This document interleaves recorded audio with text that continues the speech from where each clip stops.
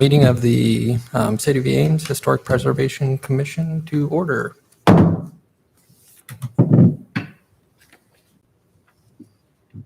right, first item up is approval of the agenda. Are there any comments or concerns with the agenda? If not, do we have a motion to approve? So move. Seconded. All in favor? Aye. Aye. Opposed? None? All right. Next item is approval of the August 14th, 2023 minutes. Those were sent out to everybody. Is there any corrections that anybody sees on those? Or Yes, I'd like to offer a minor correction. On the last page, top of the last page of the minutes, it states, Mr. Ewald stated the commission would not be making any substantive changes to chapter 31. And I think that kind of overstates what I said. Yeah, definitely. And reviewing the video, what I said was, just from the little I've seen of the revisions, we, and by we I meant the revision committee that I just volunteered to be on, we wouldn't be proposing anything radical or even anything that's a substantive change. So. Sounds good. Thank you for the clarification.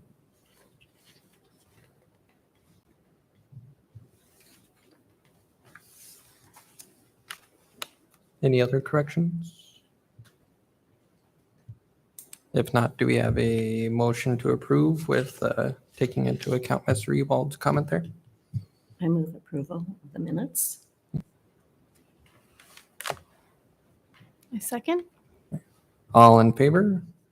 Aye. Aye. Opposed? Hear none? All right.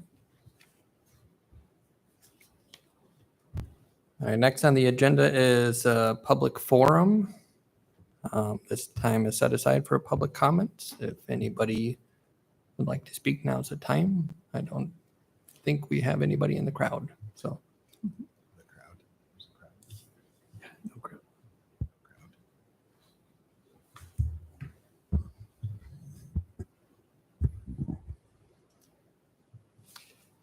Right, is that one, do we have to motion to close public forum, or is that one we just get to move on? No, Perfect, cool. no, on that one. Thanks, you- sir.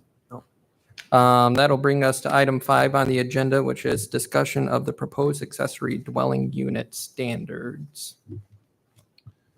Good evening, Commission. I'm Kelly Diekman. I'm the Planning and Housing Director for the City of Ames. Tonight, I'm here to present what we have draft as the City of Ames for allowing accessory dwelling units across the city. So City Council has had a couple of workshops earlier this year to talk about different housing options they would like to add to the city's zoning ordinance to allow a little bit more diversity and options for infill in different neighborhoods, basically all existing neighborhoods plus expansion areas of the city. So one of the first things they wanted to look at was the concept of an accessory dwelling unit.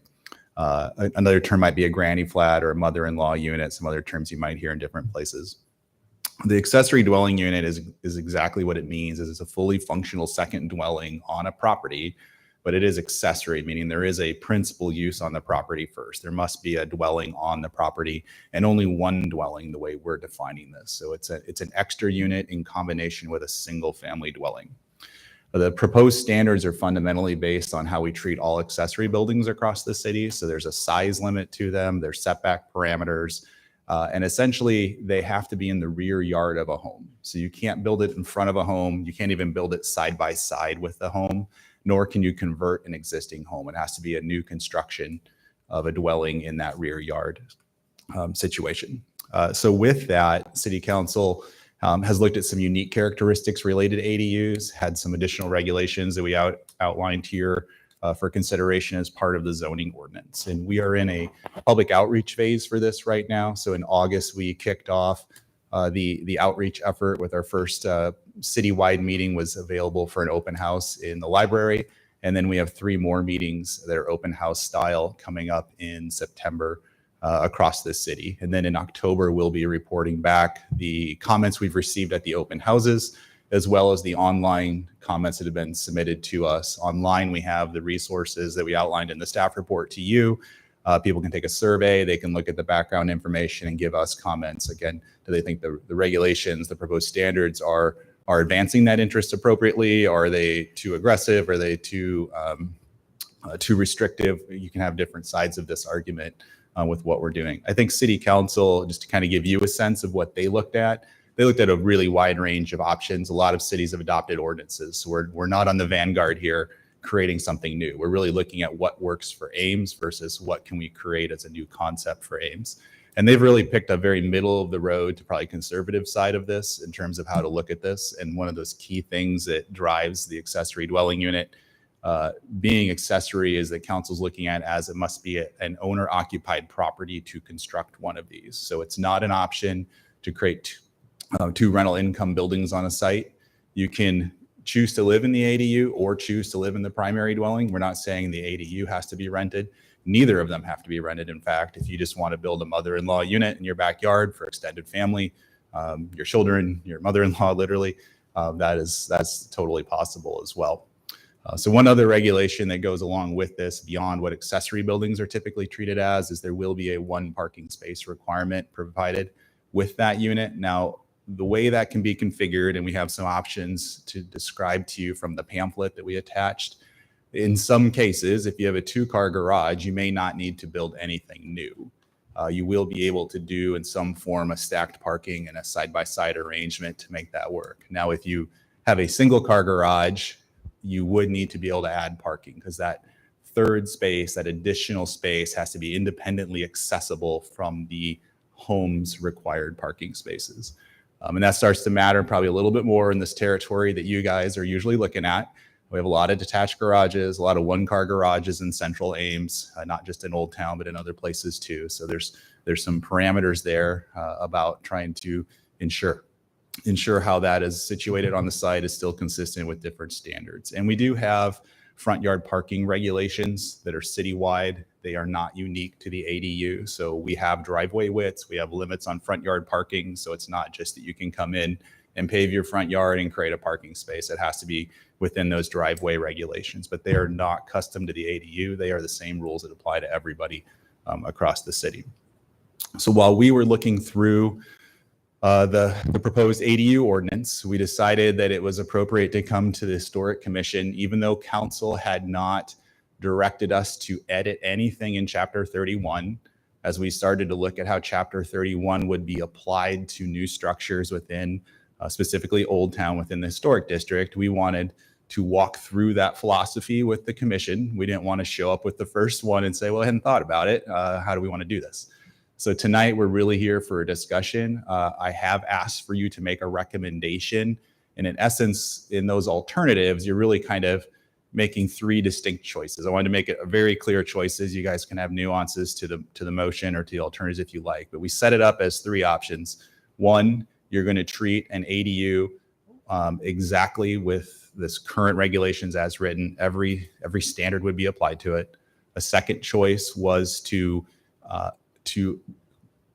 edit the ordinance to say that there was no historic review whatsoever of an ADU, and we would just default to the citywide standards.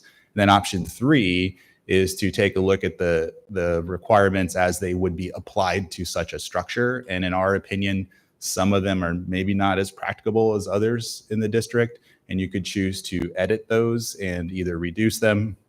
But at the end of the day, it would still require a certificate of appropriateness from the commission. So even if you took away 3 or 4 of the features that we suggested, it still comes to the commission ultimately for approval, rather than just say no public approval is required. It'd just be staff, which is how across the city it would be under option 2. So with that, we're really focused on Chapter 31 and how the guidelines and design criteria for Old Town affect this. We only have the one historic district with single family homes. There are some other landmarks, but they are probably not going to be directly affected by this. And what we want to get a sense of is how these accessory buildings, again, they have to be detached. How will we look at those? So the commission, we tried to give you a little bit of precedent about how garages have been interpreted. For the most part, they're not garages. They could be built above a garage. In that case, some of those things would work. But in the spirit of it's being a dwelling, some of the things that weren't expected of a garage might still be expected of a dwelling. So we tried to walk you through our thought process from a zoning perspective, that if you're treating it as a dwelling, how many of those residential features, those attributes that an historic dwelling has in Old Town would we expect to be incorporated into the design of the ADU. So we talked through a couple of those with you. We really focused on the concept that the design criteria and the guidelines, for the most part, we thought were really trying to address garage compatibility and primary structures. And some of those features that you would expect on a primary structure that's a dwelling, which has a larger scale, might not be appropriate. So some of those things that we were looking at is how does the foundation requirement really work on a small building? How do the solid void ratios, meaning the windows and doors, dimensional requirements that are there, does that really work again with a smaller scale building? Is that necessary? Fits the same with the footprint and the porch requirements, things that we see all over Old Town. Do those still really apply in the rear yard of a home? Now, maybe a corner lot's different, but for the most part, we're talking about rear yards for these features. And so as we looked through those, we think, again, anybody could be held to those standards and they could be achieved. I think the question is, do we expect that to be done for these types of structures? And that's really how we wanted to portray this discussion to you. We're not saying that they can't be kept in the ordinance and they can't be applied. They certainly can.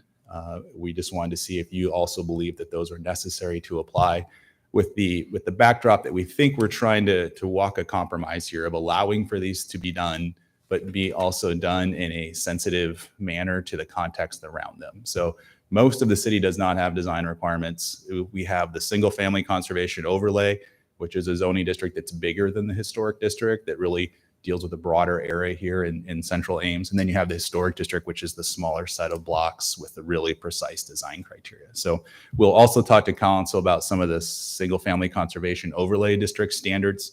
Again, they kind of relate to that window and opening requirements. Exactly how does council expect those to be applied? But we're really looking for your comments related to Chapter 31 and those design guidelines and design criteria.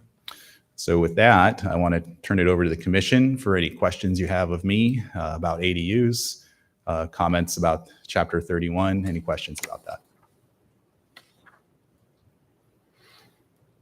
All right. Thank you very much for the presentation. Guess we can go ahead and jump in. Does anybody have any quick initial comments as we get into it? I've got a couple quick questions if I could, Kelly. Yeah. As far as the parking requirements go, would the accessory dwelling need to have a garage parking space, or could an open air driveway spot suffice for that? We do not require covered parking for single family dwellings, nor would it be required with the ADU. We're not talking about duplexes tonight, but we do have a proposal related to duplexes, which would require a covered parking space. And that's because we're looking at as being inserted into existing neighborhoods that commonly had garages. So we're trying to deal with that differently. The ADU does not have a garage requirement. Sure, that makes sense. Because as you mentioned, there's a lot of single stall garages, which I don't believe we can change if they're historic. So having an extra driveway would be potentially the only option for some places. Okay. And then has anyone taken a look at the map just to get a gut feel for how many lots in Old Town might potentially be candidates to be big enough? So we did it kind of on a citywide level. We didn't actually focus in on Old Town. So there's going to be really two controlling factors on your property. The first is what we looked at on a citywide basis was all single family properties effectively have a 60% impervious coverage limit. So that's all your paving as well as buildings. When we did that assessment for the city, I don't remember, I would say over 90% of the lots, probably in that range, over 90% of single family properties could probably take advantage of what we were proposing until you got into more specifics about it. And then there are other layers to that about rear yard coverage, which we did not measure. So you have 25% of your rear yard that you can cover with structures. So a narrow lot that's long, Yeah. It's really going to depend on where that primary house was placed. If it was placed way up to the front, you have a ton of rear yard. If it was placed further back, you're not going to have as much rear yard to deal with. So we weren't able to look at every lot and design that, but that's kind of the two factors that are going to impact most people. Excellent, thanks. That was my question, basically, about the lot size. Are there going to be minimums requirements for lot size to be able to consider? There's not minimum lot area requirements. It'll just be those calculations of what you're allowed to do. Okay, And what will be different for Central Ames as well as the Old Town area is a lot of people have structures because of the alleys. right. So I would say that's going to be the interesting factor for people in this area is when you have an alley and you already have your garage off of that, how much more area are you really going to have without going above the garage? Right. I think that's going to be the question for most of these properties versus everyone that doesn't have an alley.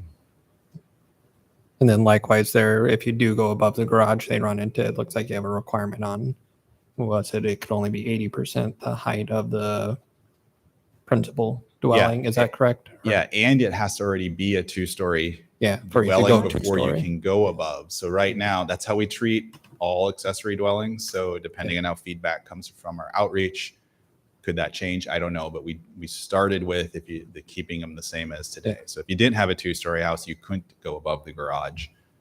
If you do, the house, the total height still needs to be proportional to that house. We've always want the accessory building to have like that secondary nature to it, and not be equal to the size of the primary dwelling. And not so much a historical question, but is there a requirement for a paved sidewalk or drive to the ADU, to the public way? Just thinking for like emergency service and stuff. Do they have to go around a house in the winter that doesn't have a sidewalk plowed to the ADU? Likewise, on the So historic we- side, it might be That ends up putting kinda a being- sidewalk in. It some kind of ends up places. being two different questions. So Yeah.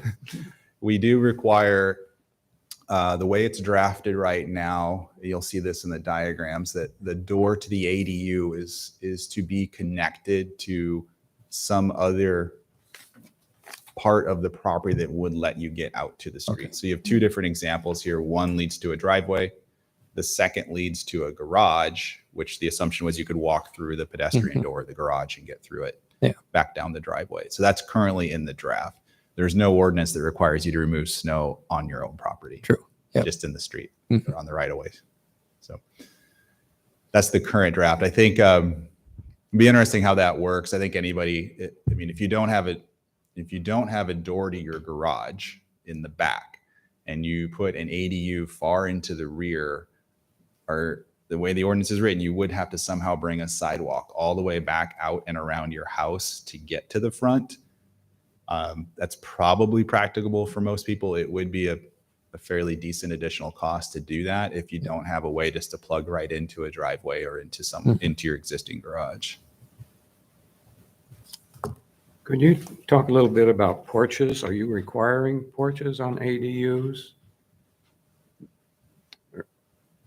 In the basic standards, or are you talking in the historic district? Well, I guess all of them, and the garage. And the It garage. gets kind of complicated. Can you elaborate on the garage component? What do Well, you mean by that? apparently, a porch would not be required on a garage that was converted to an ADU. I think that's what's left to be determined. If nothing is changed related to the historic standards, it would require a porch.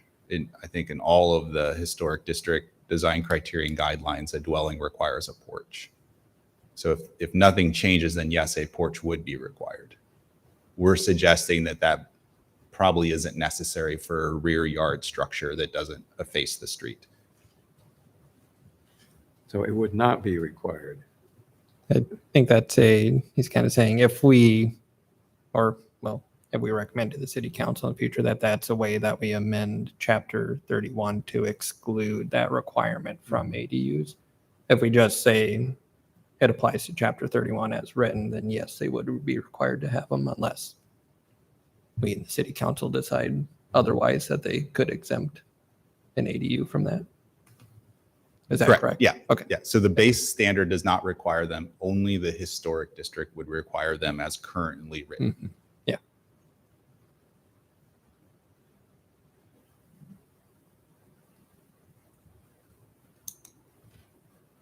And for that, if a covered porch is required, for the 900 square foot limit on the ADUs, that seemed like that was a cap. Obviously, it could also be less than 900 if your lot doesn't allow for that much. But with that as a cap, if somebody could reach that, does the covered porch count into that 900? Is it everything under a roof, or is it just everything interior to the walls? So is the porch reducing how much square footage they can put within the ADU? I believe it would count against the total, the way our definitions are currently written, but that's something that we'll definitely no one is affected by that now. So it hasn't been an issue to make sure we understand how that would work. And again, it probably would only matter in the historic district if it was mandatory versus everybody else.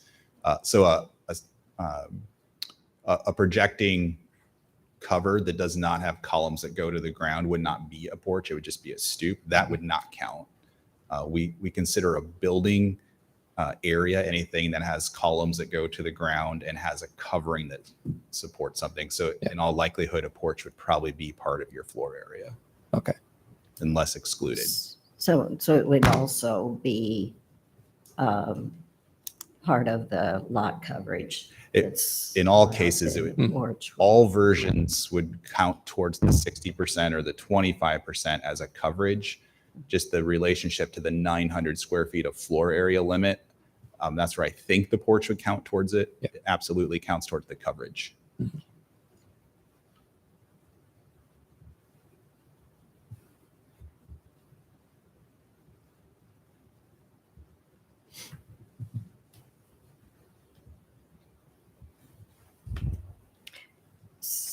I have a question or a thought. So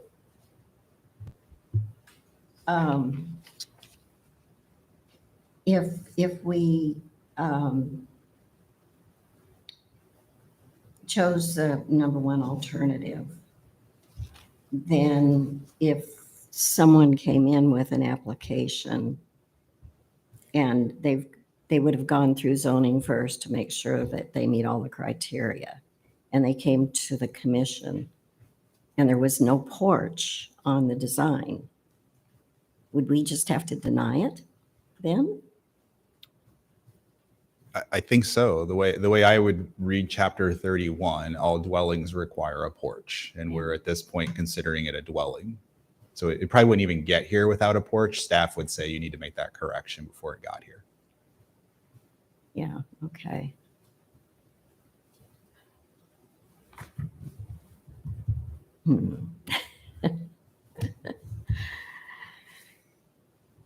And would that be an item if somebody did run into that and there was a hardship in some way that the porch, didn't allow them to do an ADU because it took up too much of the area or whatever the issue may be with their site? If they get rejected, is that something they're then able to take to zoning board of adjustments to try and fight to get a correction on, or is it a solid, that's the ruling? I don't know what grounds they would have to Could get take any it to relief ZBA. from ZBA. Because Okay. you Because they have to prove a use of your hardship. to property get is the anything. principal dwelling. Yep. Not that you don't build the shed the size you want or an ADU Yep. or a garage. So Mhm. in all likelihood, you would have yes, Yeah. there's a process. I can't believe the outcome would be in their favor.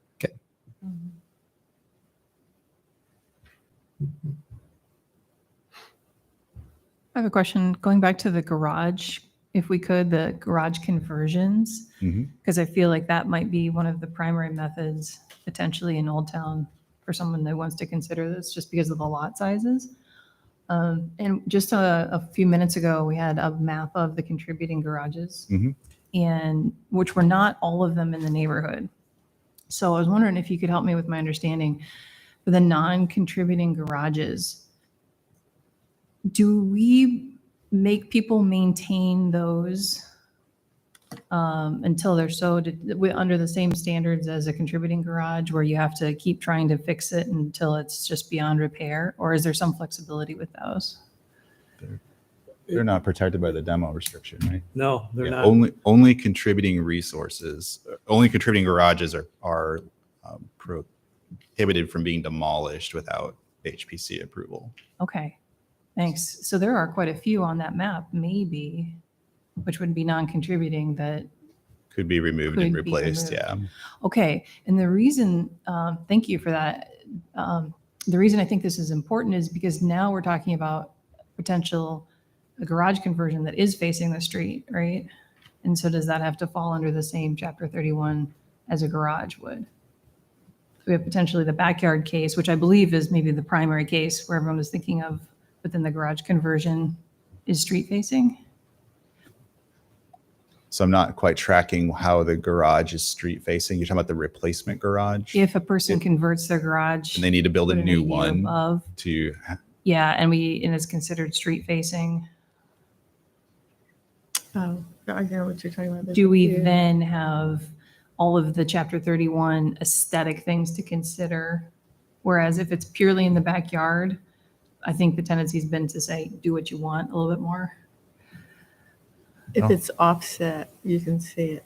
I mean, any new garage built in the district has to come to HPC, and the Mhm. design criteria and guidelines apply to them, Full whether design criteria. they're street facing or not. Right? If you build a new garage off the alley, you're still coming to HPC for that to be approved by the HPC. There's no street access; it'd be alley access. Right. So right now, if you build a new garage, it comes to HPC and the full Chapter 31 criteria applies to it, right? And so I think one of the alternatives that staff was presenting was, should there be a lesser standard for ADUs? And so I'm trying to understand, if somebody converts their garage, which standard applies? Full 31, Chapter 31 as if it were a garage, or a reduced ADU standard? So for me, when you use the word convert, I'm interpreting that to mean that if I have a 400 square foot garage now, I'm not demolishing it. I'm just repurposing the interior. That to me is conversion, which Okay. means that would be staff level approval through a building permit because there's not exterior changes that would come to the HPC. Oh, okay. Excuse me. When I'm saying conversion, I'm looking at that pamphlet that had a double decker structure, like cars on the bottom and people Right. on the top. Okay. Yeah. So I figured that would be a new structure essentially. Yeah, that would be a new structure. Yeah. So then, so for us, we would probably in City Hall, we would say conversion is repurposing the interior only Okay. without having to do a new addition or build a wholly new structure. Okay. So what I was first taking your comment to mean, if I converted my garage to an ADU, but then I had to build a new separate garage building or carport or something, that second thing you're building would come here. The ADU would not, unless they were affecting exterior elements that were subject to HPC review. Gotcha. Yeah. Sorry. So if we have to rebuild the garage Yes, to a 2-story structure, it's coming to HPC is how I would assume it would be done unless it was explicitly excluded somehow. right. And at that point, I'm just wondering, does it have to fall under all of the Chapter 31 criteria as a new garage? So if Or you're is there parking contention below and confusion living on because, top, is that what you're thinking? yep, cars on bottom, people on On top. top. So it would be this example. I mean, they're in the pamphlet here. Let's see if I get that up here. So So these two options here on the Those two bottom. options on there. So your first version of convert could be this blue one where maybe it was a garage Right. and I made it living area and I didn't build anything else. And if it was non-contributing, it would definitely not need to come here. If it was contributing, that would be a problem. We would not permit that because it's no longer a garage and those are contributing elements. I don't believe that could be permitted. But then if you were to do the white version, let's say you tried to do an addition on top of a garage, then yeah, I think that structure has to come to HPC. Mhm. I don't think we were trying to exclude that kind of a thing from being brought to. So in my idea, alternative 3, I was really focused on a 1-story separate structure, not probably a 2-story version of that structure, or definitely the larger addition option on top of a garage. Sure, yeah. And that makes sense. I'm just wondering what review criteria would the HPC get faced with in that scenario where a person adds a second story? It feels like the standard, what's in Chapter 31 now, would be more appropriate because it would be essentially A living. the same facing as a garage. It's not in somebody's backyard. But I don't want to dwell on this point too much. I'm just Yeah, trying to I think they understand would the all different apply. options. Yeah, I Okay. don't think they would go away. Okay, thanks.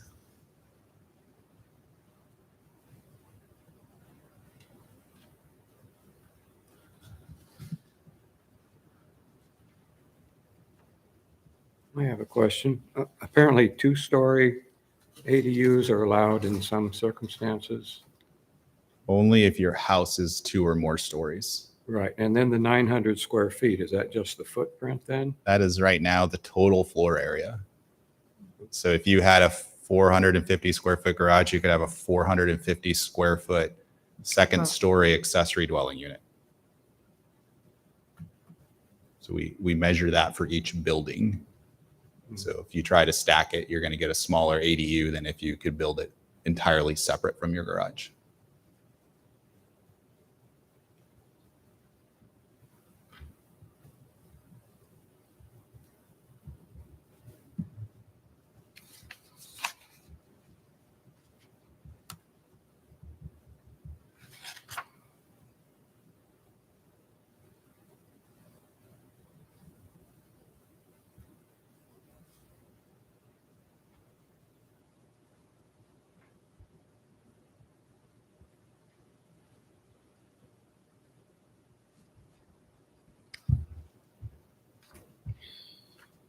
I have an unrelated, not unrelated, but historic district or not, I see the potential for a lot of new Airbnbs as opposed to actual housing.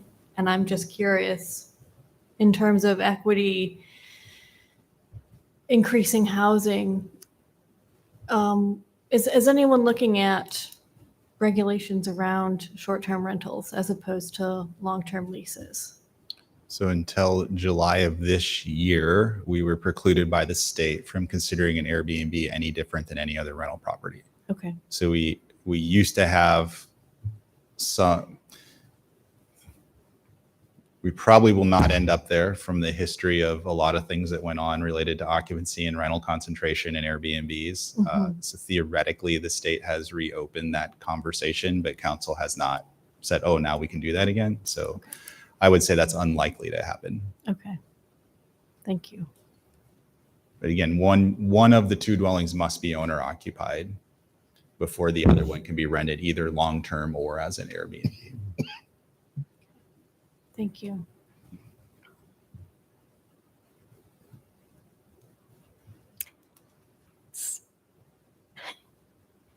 I'm thinking of what could happen in a historic district. So if the lot coverage is limited to 60%, and in Old Town, if a dwelling is 2 stories, then the new structure has to be 2 stories. Is that correct? Can be. Yeah, yes, you're correct. So It the has to be. design criteria required all dwellings to Yeah. be 2 to 3 stories in height. Yeah, the design criteria specifies it has to To be. be. Yeah, because there's no 1-story historic resources in Old Town. Well, there are So that some 1-story. so that would be, yeah. So again, in that list of things, if we don't change any of the historic district standards, you would only be able to have an ADU if it is part of a 2-story structure. That is true. That's what we outlined. So somebody could build, they would have to then, to get their 900 square feet, they'd have to build 450 on each floor, I guess. Sure. Yeah, something like that. Uh, So we wouldn't expect it to be uniform. We would, I mean, you could probably have 600 on the bottom and 300 on the top, like we wouldn't expect Right. a perfect square. Okay. Yeah. Well, you probably know we have some real problems with the design criteria in Old Town, because we've been talking about revising the ordinance, and a lot of it is the confusion on that design criteria, and as well as the process being more efficient. So I mean, I think we could, if that were fixed, if those criteria weren't so specific, which I find it really unnecessary that it's that specific and that it requires it. It doesn't allow for a review process where you can approve or deny something.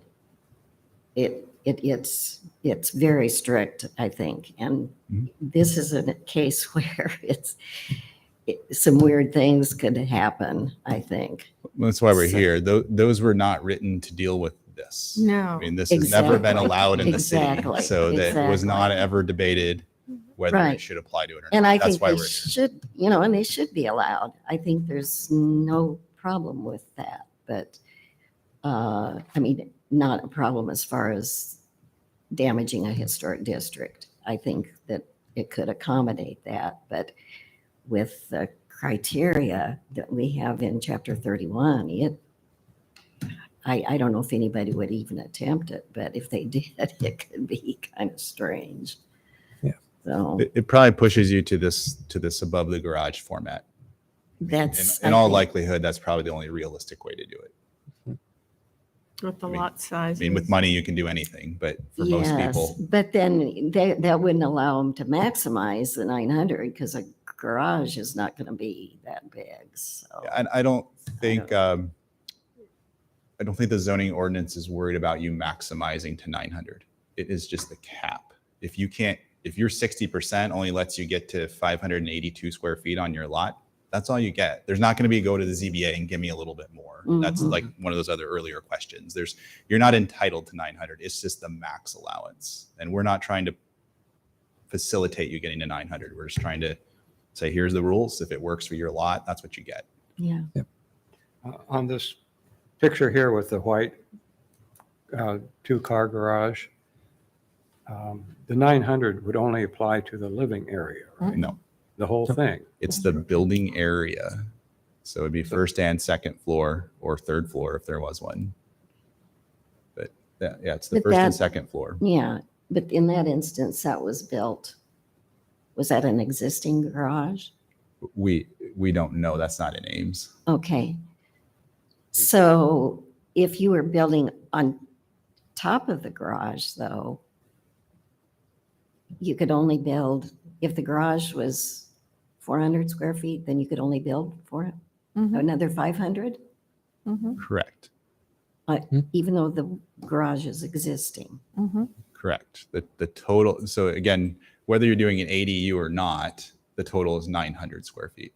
So we have people that have added game rooms or something above a garage. The total is 900, no matter what you're doing on the second floor or what's on the first floor. Okay.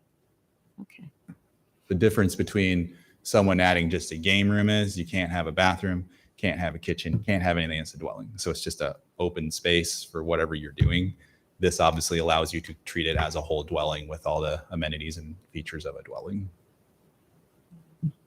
Again, you're also limited to one bedroom. So it's not like I need 900 square feet to get to my 3-bedroom ADU. So when you think of it also within the limits of how a 1-bedroom is, you can have as big a bedroom as you want, you have as big a living room as you want under that 900, but you can't compartmentalize it into multiple bedrooms and use up your square footage that way.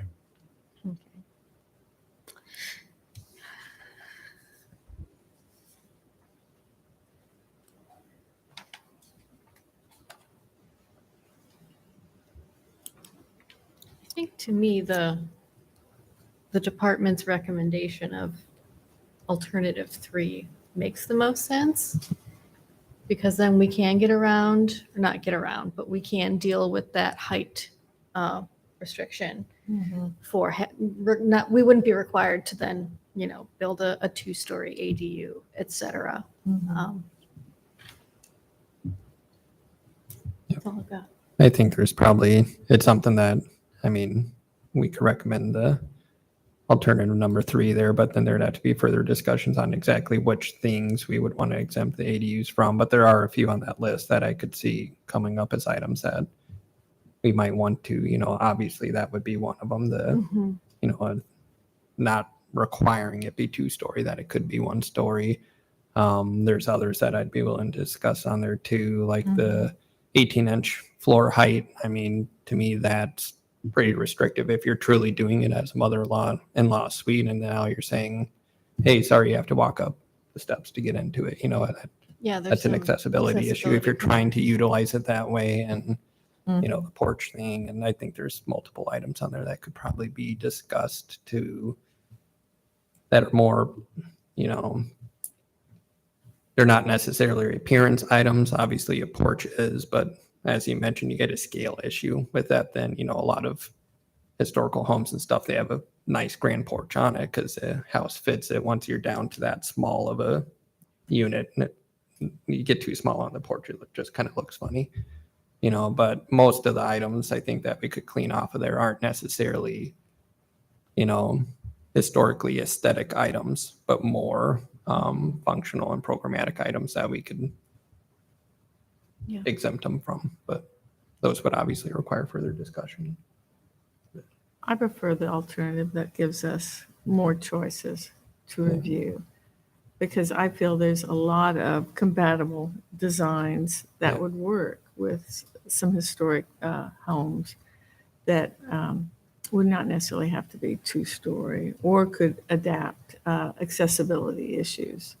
I mean, I know there's examples where they've done some ADA kinds of things for historic properties that if that was something that was needed by the property owner for this particular unit, that was something that I would certainly want to entertain that design, so. Could I ask a question? Where are we procedurally on this?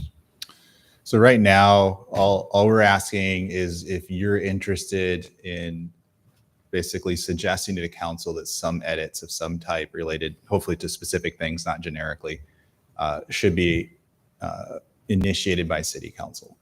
So you would And be then- waiting for our input before you So went if, further? so the next step, so tonight, assuming you make a recommendation, or even if you don't, city council on October 10th is tentatively scheduled to get all public feedback about everything.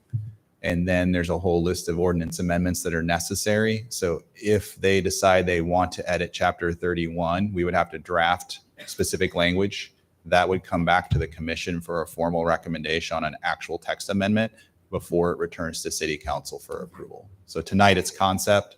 And then if there is a direction to go this way, you'll get precise language. So this is our opportunity for the public forum, huh? We get to throw in our 2 cents of what we, Yeah. what consideration. Yeah, Okay. instead of like, again, I thought it was just fair to bring it to you rather Yeah. than just go to council and say, hey, chapter 31 might not work. That's right. So I wanted to get your input about how Okay. you think it works before we go to council. So they have the full gamut of information. Okay.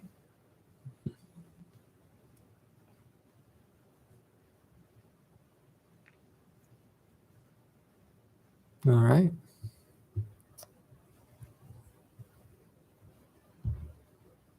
Does anybody on the commission feel comfortable enough with the direction of conversation has gone to make a motion towards one of the alternatives that are listed? I will. I move we recommend alternative 3 for staff recommendation that said chapter 31 with a few edits would probably be appropriate for ADUs in the Old Town. I would like to know the subjects though of the edits. Oh, Like, at this if time? they're, Yeah. yeah, I think it's just too generic for council to know what that means. So if there's 3 you all agree on, if there's 1 you all agree on, I would like a motion to incorporate that. Okay. And you can Should I do do that in the separate motion, motions. You or can should walk we do a through. motion and then discuss? Yeah, and you can make a motion about a specific topic, vote on that. You can do another one as a follow-up. Yeah, let's You don't do have to the- combine it into one. It's too complicated sometimes. Okay, so I'll say recommend alternative 3 with some edits. The specific edit that I'm going to propose is addressing garages, that ADUs that involve garage conversions or additions might have some reduced standards, such as, I don't know, porches and not needing to be, such as porches. Second potential one would be maybe ADUs don't need to be the 2-story minimum. I'm going to stop there. Can I clarify on the first part?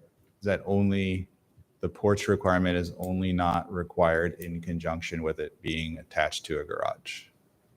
Say That's, that that's how again. you stated that.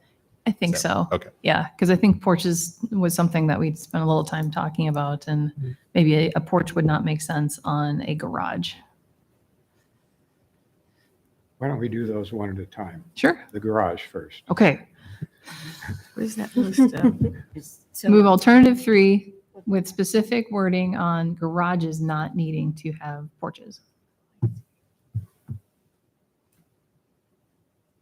a So we're a voting garage aye that's or- being, A garage added that's to. being added to become an ADU, correct? Yep, so that's the motion. so what?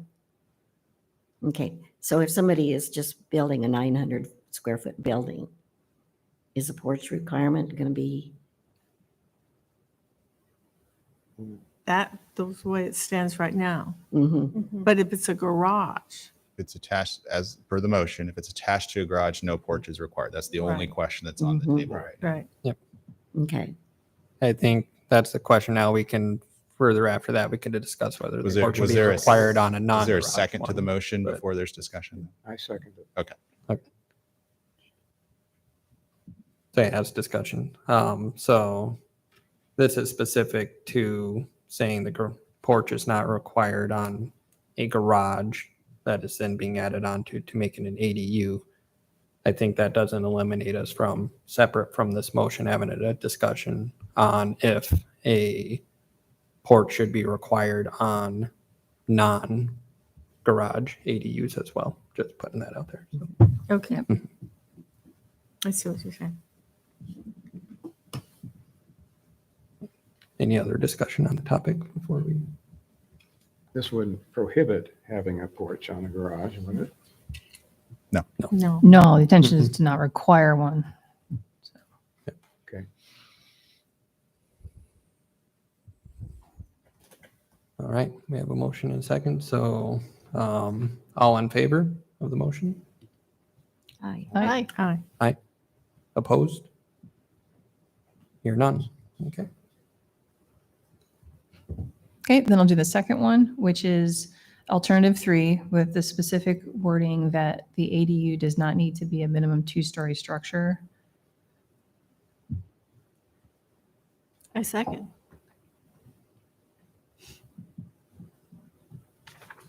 Any discussion? I don't have any. All in favor? Aye. I Aye. Opposed? None? Okay.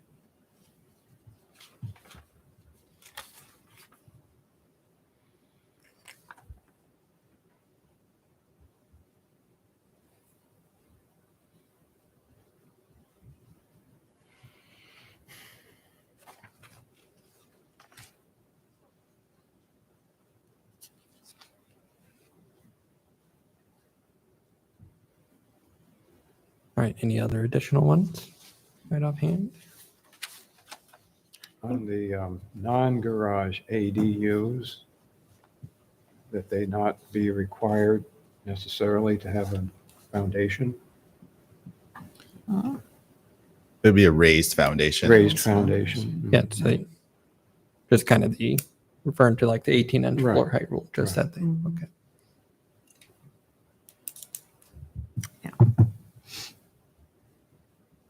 Is that a motion? Yes, I move that not be, that the 18-inch foundation not be required under Chapter 31 for ADUs. I'll second that. And then I want to ask why. I don't understand. To me, it could be an added expense. It's just not necessary in most cases. And most, as it says in the report here, most houses have basements. So the basement is just extended for the foundation. And also for some elderly or disabled people, it might be a hindrance. Yeah. They'd have to build a ramp or something. So we're saying the ADU could be built on a slab at grade. Right. Okay, thanks. Now I understand.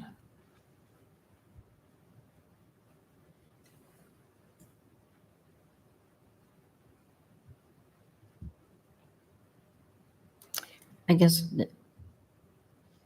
staff mentioned the windows too, but I can't see that as being a problem. Well, why don't we, Yep, we'll get to that one in just a Can we- Oh, I'm moment. sorry. Okay. Can I ask maybe why is that requirement potentially in there, the 18-inch foundation? It's actually from SEPCOD. So again, it was so SEPCOD applies beyond the historic district. What the historic district really does, it has treatment of the foundation. It doesn't require the foundation. It's SEPCOD that does. And that is just to set up that same relationship to the street that historically has been there with a raised foundation and that elevated porch rather than a slab on grade approach to a house. so, Again, SEPCOD's been around for 30 years, and a lot of it was to try to mirror the fabric of the blocks that were already. so Okay, so it's mostly an aesthetic I basis. think it's coming aesthetic forward? versus functional. Okay, Yeah. but then the ADU would have a crawl space, right?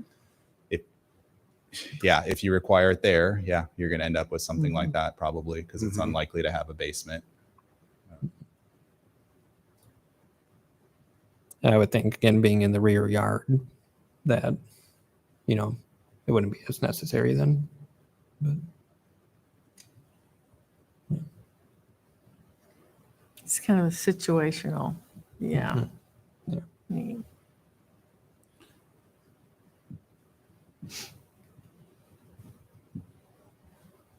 all right, if there's no more discussion on the topic, we did have a motion and a second there. So all in favor?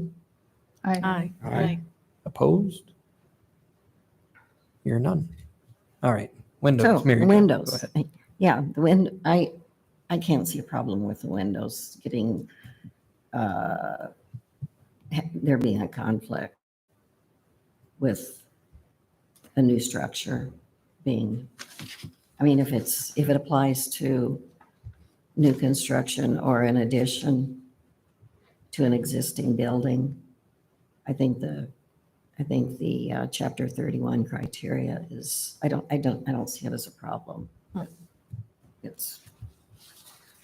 think it was worth mentioning, but. Are So you we- talking about the solid void? Well, ratio about the or- double hung window requirement. If it's in there for new construction, I can't see that there needs to be a specific I think I would, exemption for an ADU. so maybe I could flip the order of that consideration of this comment. I think deciding if design criteria apply first would be critical, because if design criteria is going to apply, then the window issue is moot because you're going to have to match those expectations, right? So if design criteria did not apply, then the questions of how the window dimensions and the void ratios work, that's probably more pertinent because you don't have an absolute that you have to achieve that the way the design criteria would expect you to. Well,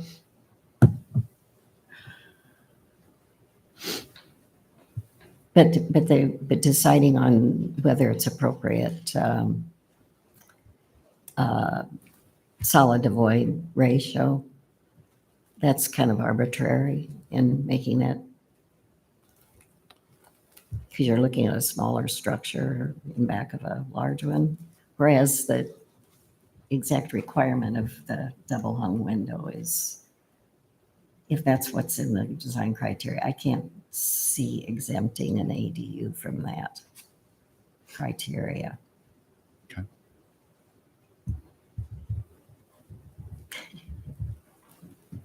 So So, yeah. So specific about a double hung window, just in the context of a double hung window is all you're really commenting on Yeah, then? yeah, I'm just commenting Okay. on it, that I don't think that it's an issue. I mean, we don't need a motion on it to include that in the potential revisions.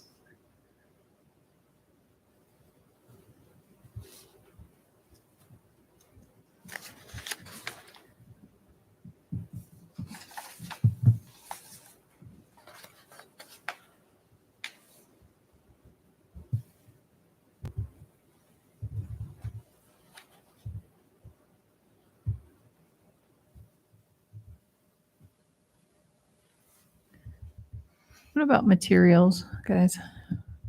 I think we've talked about whether alternative materials would be appropriate on like the main dwelling at times.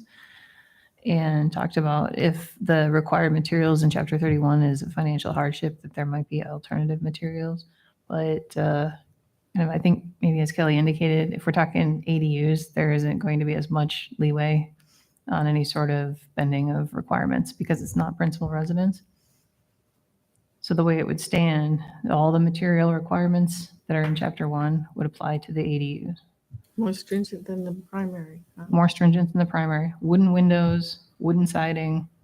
But for ADUs, you could, for an accessory structure like a garage, and with ADUs, you could have cement-based siding, and you could have metal clad windows. Okay. Yeah. New construction doesn't require the same as the Right, if it's the original house, alterations. Okay. if it's an addition or a new accessory structure, you can't.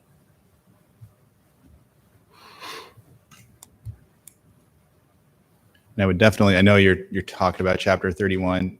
I would look at this as if nothing changes in chapter 31. So it's being treated equal to how things are today. And if chapter 31 gets edited, then obviously those changes would filter down to whatever types of structures we're talking about. So I'd focus really on how they're done today versus how they might be done someday in the future. Okay.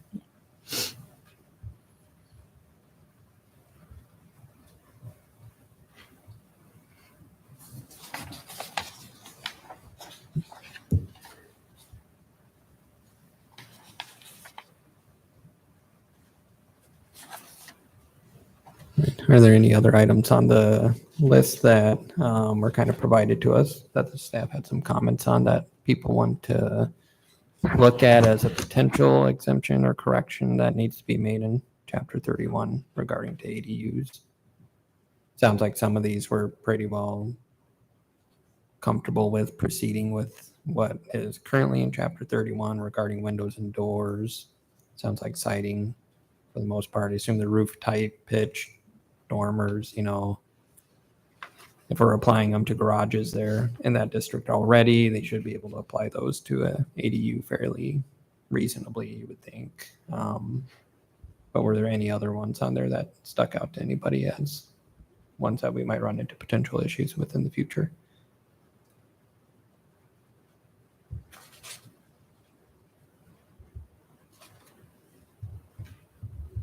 One, I might just ask the staff on if you see what you might see for issues on, you had want a line in there for footprint and site features. And you mentioned in there that regulating the shape of the footprint has not been applied to garages in the past. Yeah, I think that ADUs one, could reasonably be treated the same way. Is that how it's written in chapter 31 right now? Is that kind of an exemption that's just kind of been made, or is that how it's currently written that it's they been don't have- interpreted that way. Okay. The things that were clearly about a dwelling Mhm.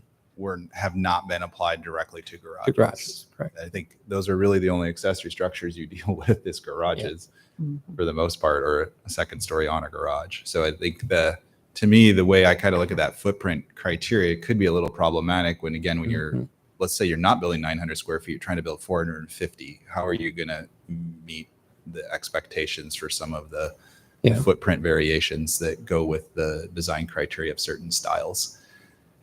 Again, anything can be done, but it really doesn't need to be done on that smaller scale is the question. Mhm.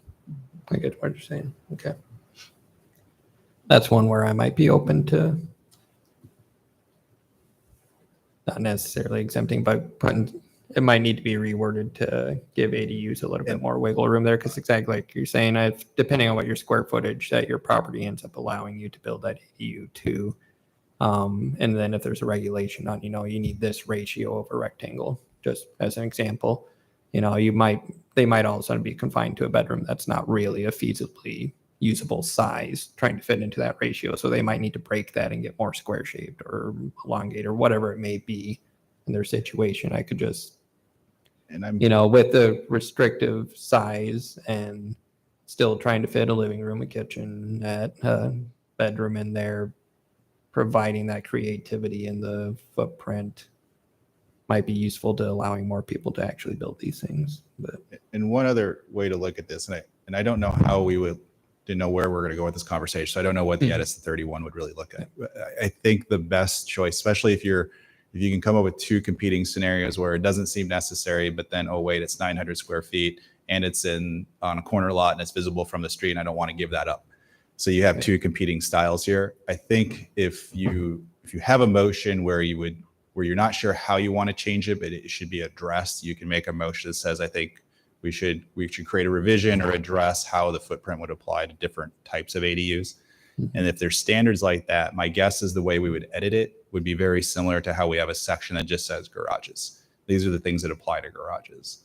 And we can probably manipulate the ADUs to say, give some guidance. Typically a smaller one might not need this, but as they get larger, you'll need these features to be compatible with the district. And then it's back to you as a certificate of appropriateness, working through as applied based on the scale of the project.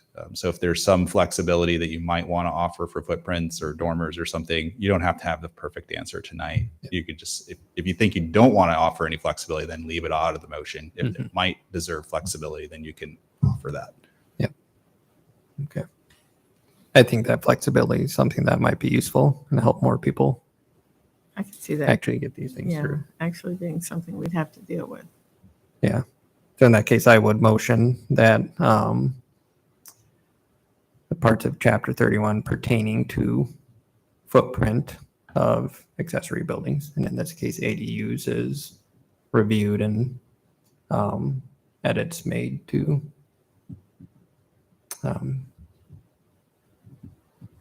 make it a little more feasible or provide more flexibility within the requirement for ADUs. Second that. Any discussion?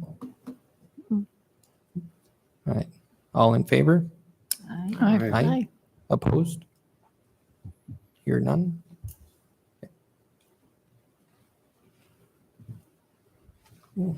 All right. Any others? Anybody got any other topics that we want to bring up at this time?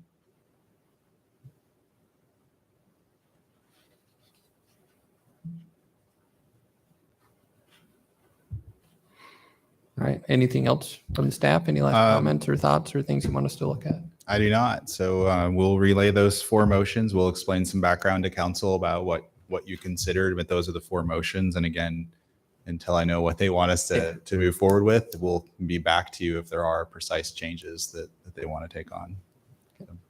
So probably, yeah, I would say earliest would be early winter that this might come back to you. Okay.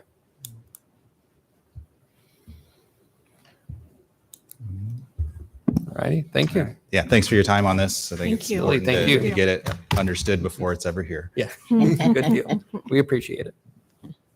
And you get a surprise. I'm going to stick around for the next item also. All right. There we go. Cool. All right. Moving on to the next item on the agenda. Item 6 is discussion of proposed revisions to Chapter 31.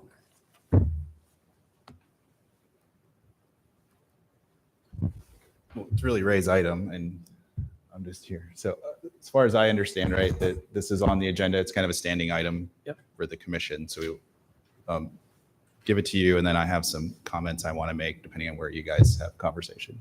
Did the subcommittee have any new information for this meeting? No, you didn't get a chance to meet from what I could. We did. You did? meet, yes. Okay, You were in the email exchange, but I don't know if you were off or what. It was kind of a last minute meeting okay. because Lisa had written the letter or a memo to city council requesting that, well, to make them aware of our working on the ordinance revisions and why we were doing it. And the committee did review the letter, and everybody, I think, thought it was good. So, but I didn't get back to Ray in time to get it on the agenda. So, but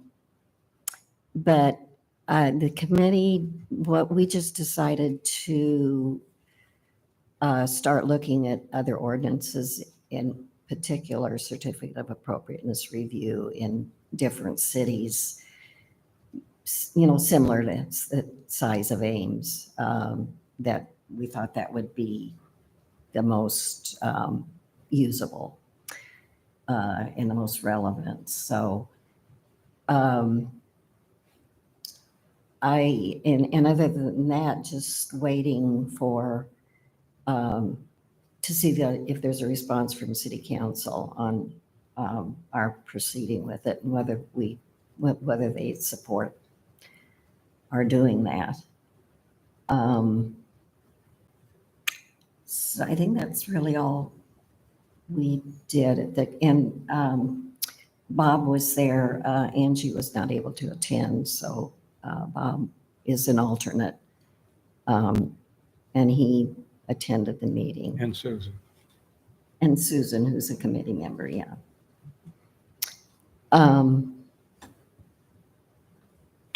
So I think that's it as far as any progress. And we did talk about whether outside of the committee members wanted to look at different ordinances as well. You're welcome to, but we thought with 4 of us, the 3-member committee and the alternate, that we could get a pretty good idea of what other cities have in their ordinances.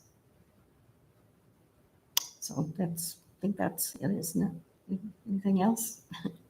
Yeah, so I want to kind of bring this around to how we see this and how we interact with other commissions and how city council interacts with requests like this. So obviously you guys have been working on this for a long time. Not all of you, some of you are newer, but many of you have been involved for quite some time, and Ray always have been keeping me apprised of it. So my comments are, I think you need to be very specific about what you mean in your suggestions of what to pursue for changes.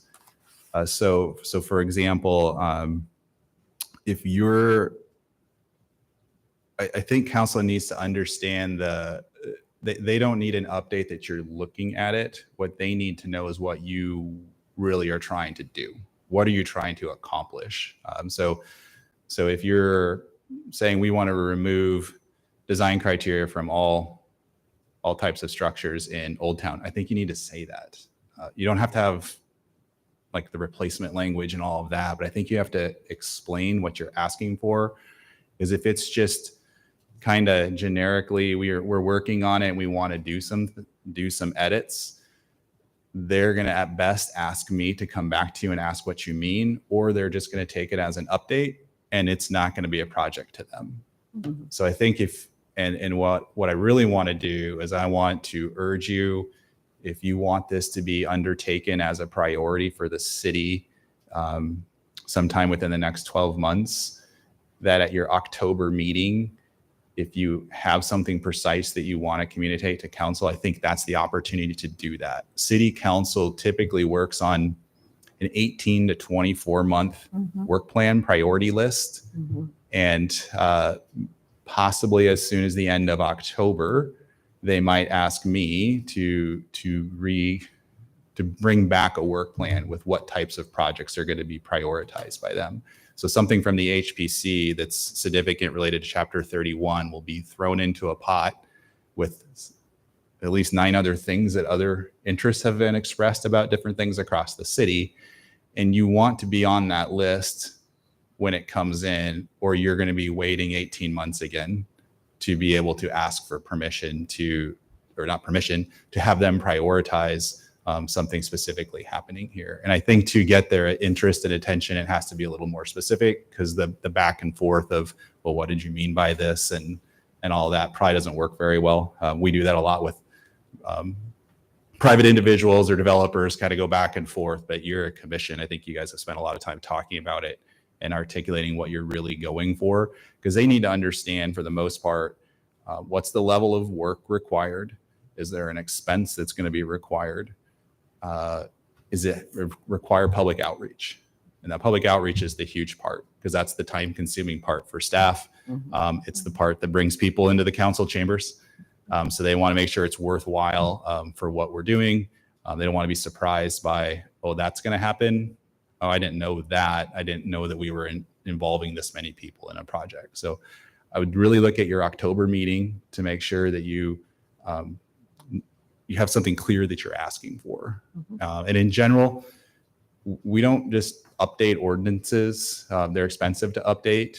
They impact people. So somebody invested a lot of time in getting the ordinance adopted. Obviously, Old Time invested years in getting Old Town created. I wouldn't take it lightly to alter those regulations that have been around for a while. 2014, I was here and we adopted the 2014 update. That took years to get done. It was started many years before I got here, and we got it organized and got it done because people have been asking for certain things for quite some time. It's not a 9-year-old ordinance is not old. So that council's going to really want to understand what they're going to gain by that investment of time and effort. And again, it kind of depends on what the scale of the change is, how many people are going to be involved, what all that takes. And then they're going to look at that in combination with any other priority that they have, whether it's a downtown interest, whether it's city council interest related to ADUs, like they have their own list. So they look at that differently. The Chautauqua Historic Survey is another one that'll be on the list. The neighborhoods asked for that to get prioritized, and the city to look at funding that. So there's just different things out there, and now is the time to bring it up. So yeah, October's great. It gives you another month to think about that. We will not be to council before your next meeting, but probably soon thereafter. Maybe not the next one, but sometime early this winter. Because there's a lot of things that are floating out there that are trying to get in line. ADUs, big issue to council. Hopefully we get that done before the end of the year. And then that unlocks more time for other council priorities.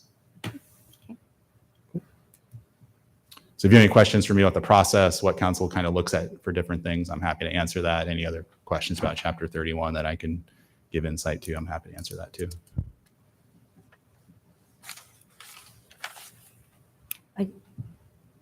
I guess I think we aren't real sure about the instrument that would come from the commission to the city council. And at least Lisa wrote a memorandum in a memorandum format.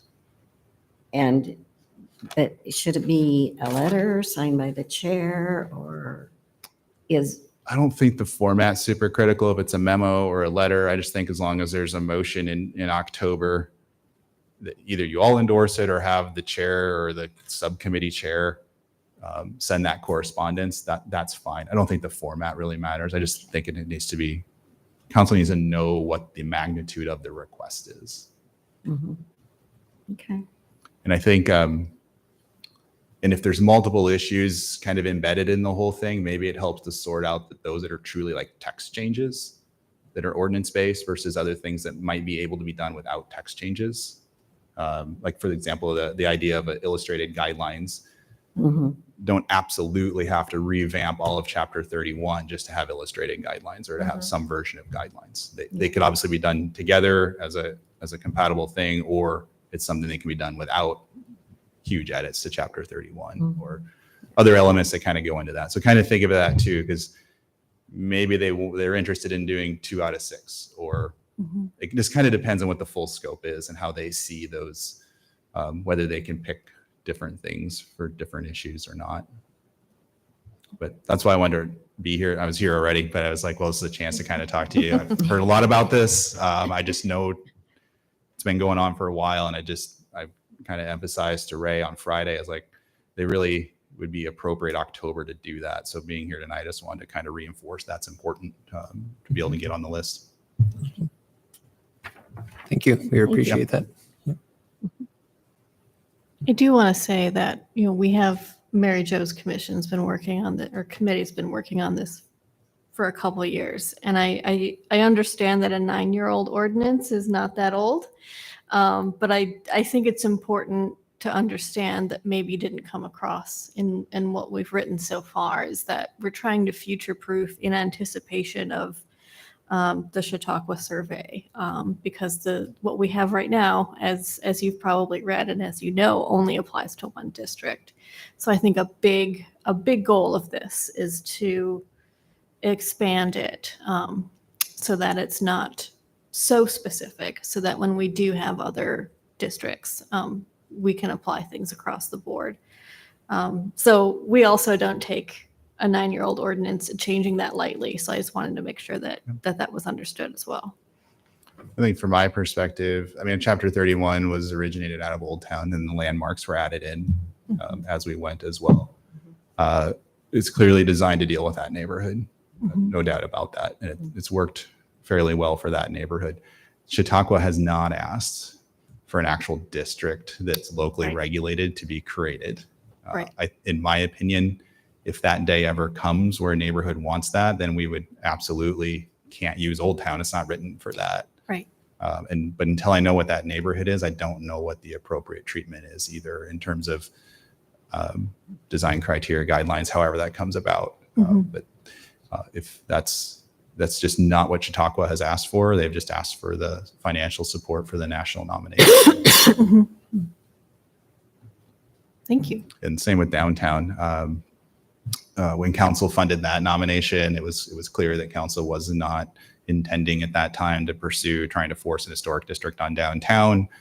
We used different measures downtown, mostly through the carrot method of trying to use facade grants to help support that versus the regulatory side. But the downtown zoning has no building protection features to it. And council's been talking about downtown a little bit lately about what are the incentives, what are the regulations that applied during those conversations, and trying to match up. Well, we had a goal for historic preservation. We have a national district. They're trying to sort through that too a little bit. But again, no one has said, well, we're going to come in with an historic district for downtown to achieve those preservation goals. It's still, for the most part, or almost all of it, still focused on that incentive side versus the regulatory side.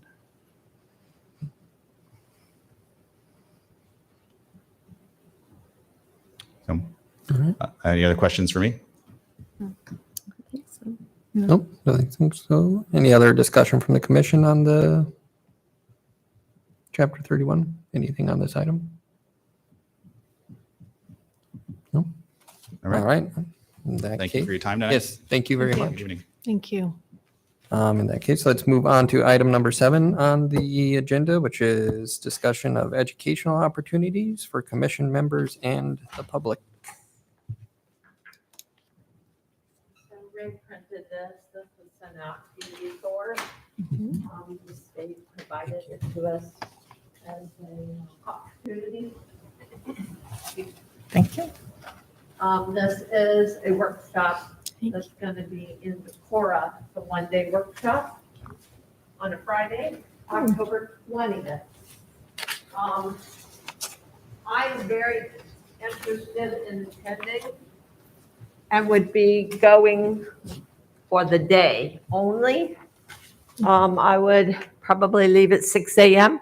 or thereabouts from City Hall.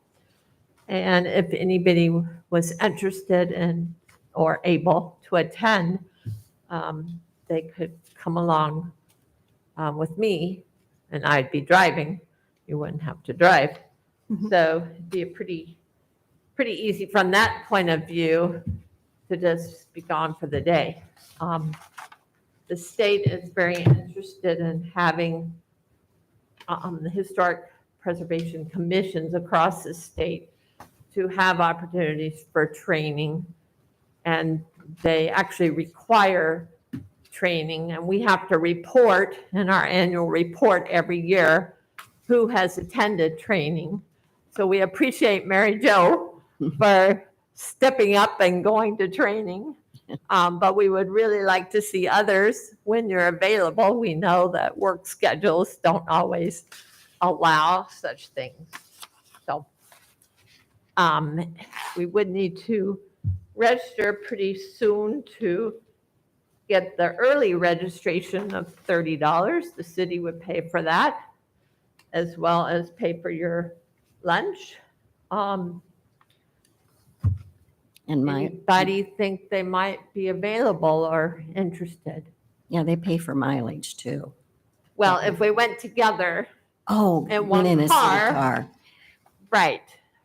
Okay, You wouldn't have to drive on your own, but yes, they would pay for mileage, but it would reduce cost if we carpooled.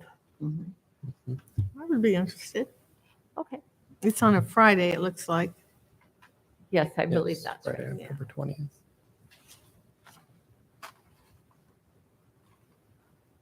Well, look at your schedules and see if you're able or interested, and let us know. How about if you let us know by Wednesday?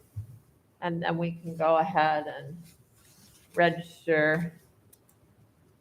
Oh, well, we have a little bit more time. If you want to, how about if you let us know by, this is the 11th. How about if you let us know in a week by the 18th? Okay. And then we will sign up anybody who is interested.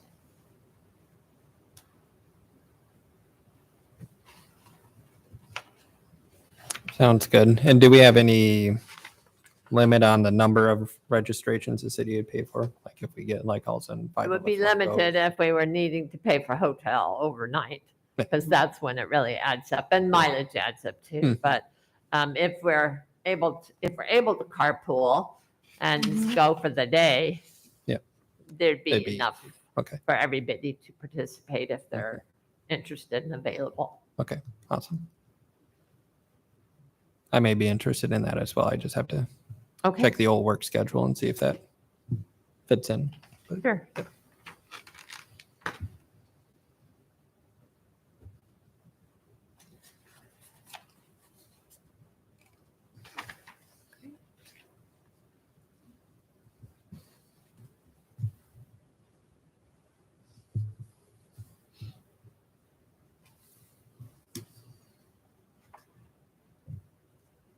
All right. Any other discussion on that item?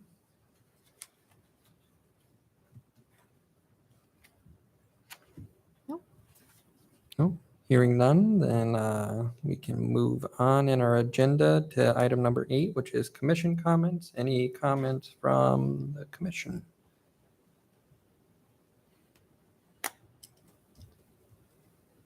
All right, Don't- one yep, comment real quick. Angie? I Yep. just wanted to make a really positive comment. I came in tonight's meeting thinking that ADUs in Old Town were totally unfeasible. And I think my opinion has really changed through the discussion.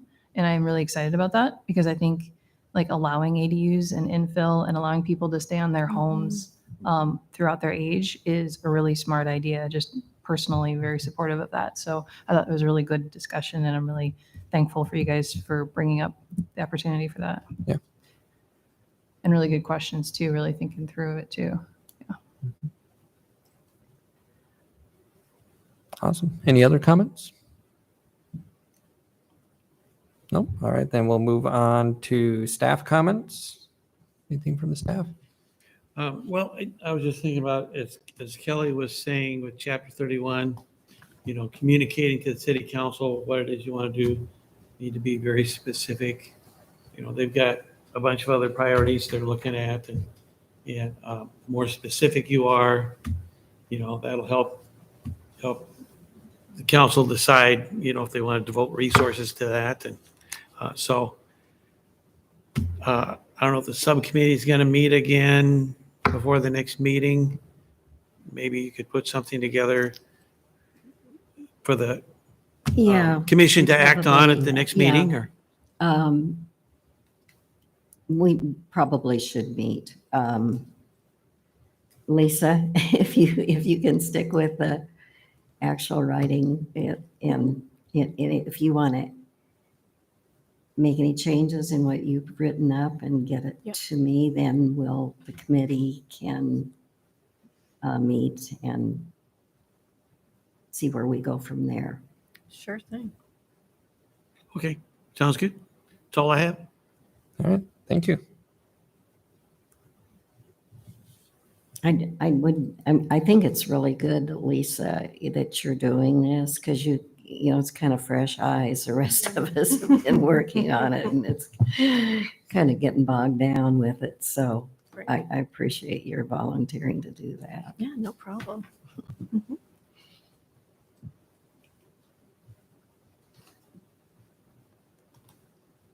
All right, that brings us to the end of our agenda. Is there any other comments, or is there a motion to adjourn? I move to adjourn. I second. All in favor? Aye. Aye. Opposed? You're done? Okay. Thank you, everyone. Thank you. Thanks.